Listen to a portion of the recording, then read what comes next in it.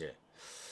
예, 이번 시간에는 고속도로 교각에서 떨어진 빗물 때문에 배수구가 막힘으로써 침수된 농경지의 농작물 피해에 대해서 저희가 손해배상 청구 소송을 했던 사례에 대해서 한번 말씀드리고 싶습니다. 사안인 즉슨 저희 죄송합니다.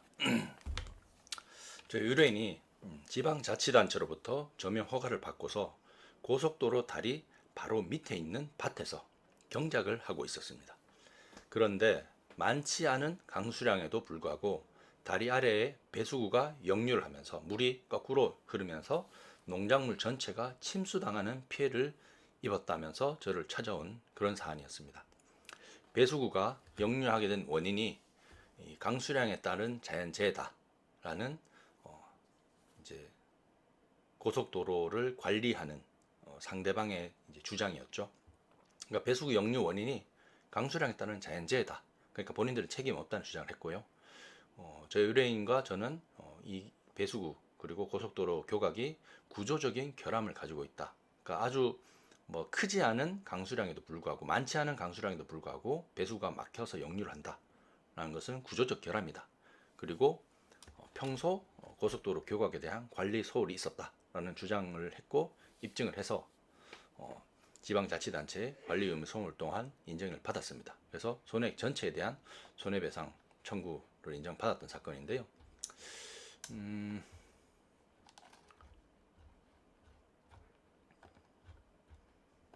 제가 이 침수 관련해서는 뭐 비슷한 사안들이 꽤 있는데요.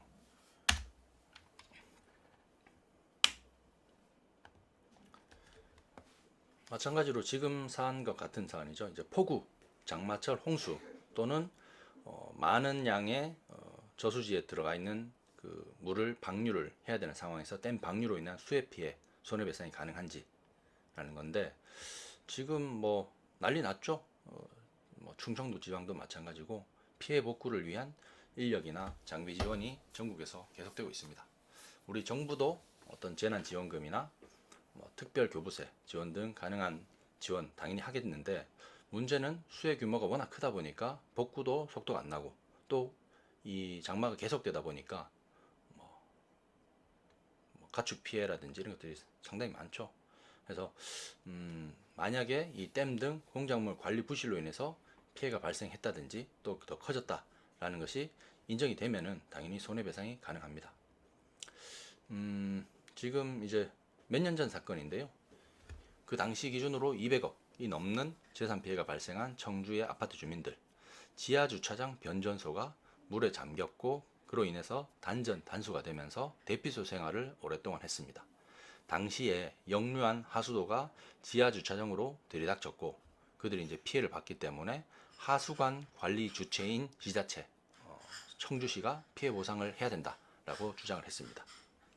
주택 침수 피해를 입은 주민들도 마찬가지였습니다. 그래서 서청주대교 보강공사와 석남천 원류수 처리시설 공사를 하는 과정에서 쌓아둔 대형 관로가 하천 범람의 원인으로 지목이 됐습니다. 그래서 청주시가 배상 책임을 져야 된다라고 이제 했는데 이렇게 이제 피해자들은 당연히 관리 소홀, 인재를 주장하는 반면에 그 시설물 등에 대한 관리를 담당해야 되는 관리 주체들은 자연재해다. 천재지변에 따른 자연재해다. 해서 본인들이 면책돼야 된다 주장을 하고 있기 때문에 서로 입장차가 판이하게 차이가 나죠.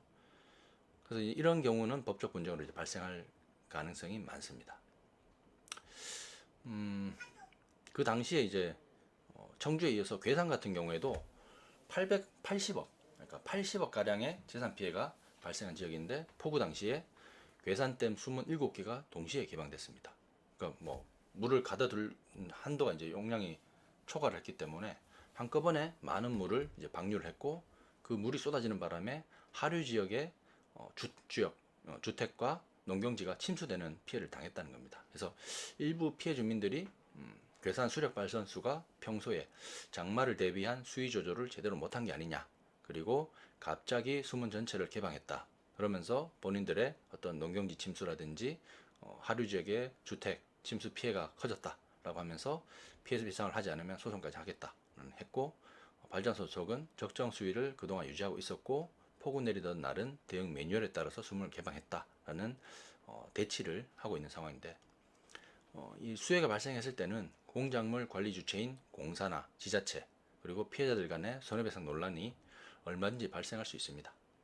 마침 우리 2012년에 댐 근처에서 농사를 짓던 농민들에 대해서 손해배상 해주라 라고 인정한 판결이 대법원에서 났었습니다.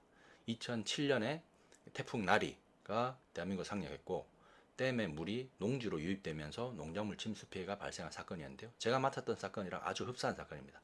당시 재판부 판결 내용을 보시면은 지자체가 지방자치단체가 배수문의 관리 책임자를 지정하지 않았고 또 배수문 관리를 하지 않았다 해서 침수 피해가 발생했고, 한국수자원공사 또한 역류로 인해 발생할 수 있는 피해를 방지할 책임이 있다라고 하면서 지방자치단체와 한국수자원공사 모두에게 공동 손해배상 책임을 지운 판결이 있었습니다. 이렇게 이제 폭우 피해로 소송이 붙으면은 지자체는 보통 입장은 우리는 치수 관리를 똑바로 했다라고 주장하면서 동시에 폭우가 인간이 사람이 대응할 수 없는 천재지변 수준이었다라고 항변하기 쉽상입니다.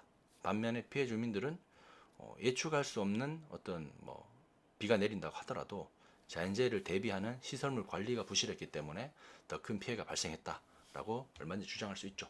그래서 법원은 통상적인 입장은 자연재해를 대비하는 지자체의 안전관리 조치 의무 그리고 예측 가능성을 중요한 판단 기준으로 삼고 있는데, 만약에 자연재해를 대비해야 되는 댐 방류라든지 또는 고속도로 교각에 떨어지는 빗물 배수구, 하수구 같은 그런 것들을 관리 감독해야 되는 지자체가 안전관리 조치 의무를 제대로 하지 않았고 또 일기예보 등 예측할 수 있는 그런 상황들을 미리 대비하지 않았다라고 한다면은 공작물 관리 주체의 손해배상 책임을 널리 인정하고 있는 그런 사례입니다. 그래서 제가 아까 말씀드린 것처럼 제가 맡았던 사건은 고속도로 밑에 있는 배수구가 그렇게 많지 않은 빗물에도 막혀버려 가지고 그것이 물이 안 빠지니까 인근에 있는 농지로 물이 흘러가면서 농지 전체가 침수가 돼버린 그런 사안이었습니다. 그래서 저 같은 경우는 공작물 관리 주체의 관리 의무 위반에 해당된다라고 해서 손해배상 청구를 했고 피해액 전부에 대해서 배상 판결을 받았습니다. 이 당시 사건 쟁점이 집중호우가 떨어졌을 때 고속도로에서 떨어지는 강한 물줄기가 배수로를 막히게 한 원인이었는지 여부였는데요. 지금 딱 이런 구조였습니다. 이런 구조였고, 우리 의뢰인 같은 경우는 한국도로공사 측에게 원만히 합의하자라고 했는데 공사 측에서 배째라고 나왔었죠. 실제로 소득을 증명할 수 있는 농민 같은 경우에는 객관적인 소득 관련 자료가 없고 또 유사한 사안에 선례가 될 수 있다는 이유로 합의를 거절했었습니다. 그래서 저는 직접 농사 현장으로 찾아갔습니다. 현장을 검토한 다음에 고속도로 교량 빗물이 이 지상에서 그대로 낙하해서 하부 지반을 붕괴시킨 것이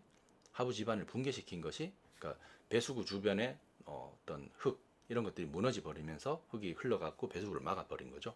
그래서 하부 지반을 붕괴시킨 것이 배수구를 막히게 한 원인이다라고 판단해서 그 배수구 설치 및 관리 책임이 있는 한국도로공사에 관리상 하자 책임을 묻는 것으로 사건을 진행했습니다. 그리고 동일한 선례가 없었기 때문에 이 소송 과정에서 다소 어려움이 있었는데요. 당시에 침수 당시에 그 농지 사진 그리고 지자체 공무원의 조사 보고서 같은 것을 저희가 미리 사전에 입수한 다음에 현장을 사전 방문했고 어떤 과학적, 물리적인 물의 흐름 이런 것들을 법정에서 잘 설명을 했죠. 그래서 공사 측의 고속도로 교각 관리상 하자 그리고 현장 상황과의 상관관계를 미리 검토를 함으로써 재판장이 그 당시에 현장 농경지 현장으로 오게 현장 감정 검증을 하도록 제가 신청을 했고 재판장께서 친히 저희 사건 현장까지 오셨습니다. 그래서 낙하 물줄기가 주변 농경지 배수관을 맡게 된 경위 그리고 침수와의 인과관계를 제가 직접 설명을 했습니다. 그리고 이제 기존에 빗물 낙하와 관련된 민원이 주기적으로 제기되어 왔다는 사실까지도 저희가 이제 주장을 했는데요. 법원에서는 공작물 관리 주체의 예측 가능성 그리고 주의무를 판단한 주요 근거로 삼으면서 도로공사가 이 피해, 농작물 피해에 대한 예측 가능성이 충분히 있었음에도 불구하고 별다른 조치를 취하지 않았다. 그래서 결국 농작물이 침수됐다라는 주장을 재판부가 받아들여줘서 농작물 피해 전부에 대해서 손해배상 인정을 받았던 뭐 그런 사례가 있었습니다. 지금 이제 장마철 뭐 비슷한 사건들이 꽤 발생할 걸로 보이는데 전국에서도 많은 농민들 그리고 강이 있으면은 댐이 이제 방류를 해야 되는데 댐 방류를 했을 때 아무래도 물이 흐를 수밖에 없는 하류 지역에 사는 주민들 같은 경우는 많은 피해를 비슷한 어떤 피해를 당할 걸로 생각이 됩니다. 그래서 마찬가지 논리가 적용될 수 있고 이거 이제 중요한 것은 피해 사실은 뭐 명확하고 다만 이게 누구 책임이냐 인과관계에 대해서는 법리 주장과 입증이 필요하다는 말씀을 제가 드리고 싶습니다.